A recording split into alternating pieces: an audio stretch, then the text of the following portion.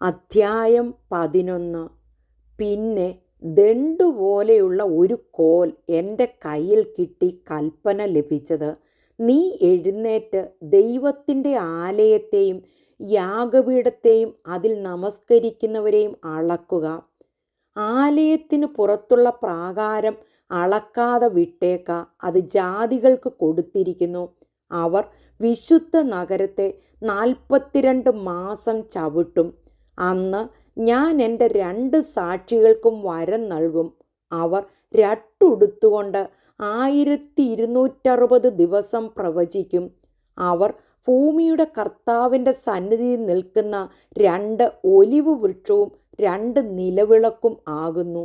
ആരെങ്കിലും അവർക്ക് ദോഷം ചെയ്യുവാൻ ഇച്ഛിച്ചാൽ അവരുടെ വായിൽ നിന്ന് തീ പുറപ്പെട്ട് അവരുടെ ശത്രുക്കളെ ദഹിപ്പിച്ചു കളയും. അവർക്ക് ദോഷം വരുത്തുവാൻ ഇച്ഛിക്കുന്നവൻ ഇങ്ങനെ മരിക്കേണ്ടി വരും. അവരുടെ പ്രവചന കാലത്ത് മഴ പെയ്യാതവണ്ണം ആകാശം അടച്ചു കളവാൻ അവർക്ക് അധികാരമുണ്ട്. വെള്ളത്തെ രക്തമാക്കുവാനും ഇച്ഛിക്കുമ്പോഴൊക്കെയും സകല ബാധ കൊണ്ടും ഭൂമിയെ ദണ്ഡിപ്പിപ്പാനും അധികാരമുണ്ട്. അവർ തങ്ങളുടെ സാക്ഷ്യം തികച്ച ശേഷം ആഴത്തിൽ നിന്ന് കയറി വരുന്ന മൃഗം അവരോട് പടവെട്ടി അവരെ ജയിച്ച് കൊന്നുകളയും. അവരുടെ കർത്താവ് ക്രൂശിക്കപ്പെട്ടതും ആത്മീയമായി സോദോം എന്നും മിസ്രയീം എന്നും പേരുള്ളതുമായ മഹാനഗരത്തിൻ്റെ വീതിയിൽ അവരുടെ ശവം കിടക്കും.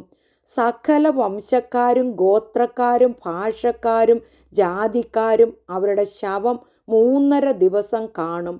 അവരുടെ ശവം കല്ലറയിൽ വെപ്പാൻ സമ്മതിക്കയില്ല. ഈ പ്രവാചകന്മാർ ഇരുവരും ഭൂമിയിൽ വസിക്കുന്നവരെ ദണ്ഡിപ്പിച്ചതുകൊണ്ട് ഭൂവാസികൾ അവർ നിമിത്തം സന്തോഷിച്ച് ആനന്ദിക്കുകയും അന്യോന്യം സമ്മാനം കൊടുത്തയക്കുകയും ചെയ്യും. 3.5 ദിവസം കഴിഞ്ഞ ശേഷം ദൈവത്തിൽ നിന്ന് ജീവശ്വാസം അവരിൽ വന്ന് അവർ കാൽ ഊന്നി നിന്നു. അവരെ കണ്ടവർ ഭയപരവശരായി തീർന്നു.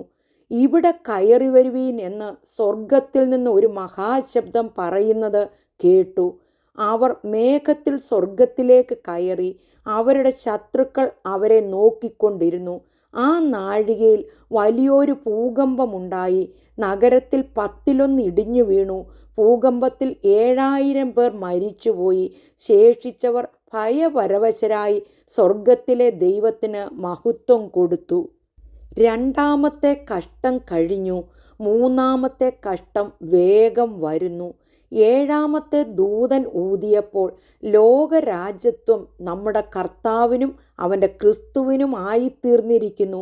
അവൻ എന്നേക്കും വാഴുമെന്ന് സ്വർഗത്തിലൊരു മഹാഘോഷമുണ്ടായി.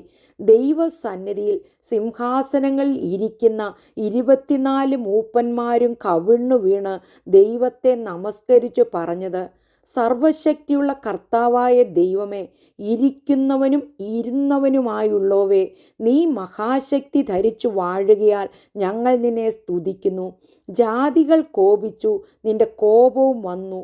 മരിച്ചവരെ ന്യായം വിധിപ്പാനും നിന്റെ ദാസന്മാരായ പ്രവാചകന്മാർക്കും വിശുദ്ധന്മാർക്കും ചെറിയവരും വലിയവരുമായി നിന്റെ ഭക്തന്മാർക്കും പ്രതിഫലം കൊടുപ്പാനും ഭൂമിയെ നശിപ്പിക്കുന്നവരെ നശിപ്പിപ്പാനുമുള്ള കാലവും വന്നു. അപ്പോൾ സ്വർഗത്തിലെ ദൈവാലയം തുറന്നു. അവൻ്റെ നിയമപ്പെട്ടകം അവൻ്റെ ആലയത്തിൽ പ്രത്യക്ഷമായി. മിന്നലും നാദവും ഇടിമുഴക്കവും ഭൂകമ്പവും വലിയ കൽമഴയും ഉണ്ടായി.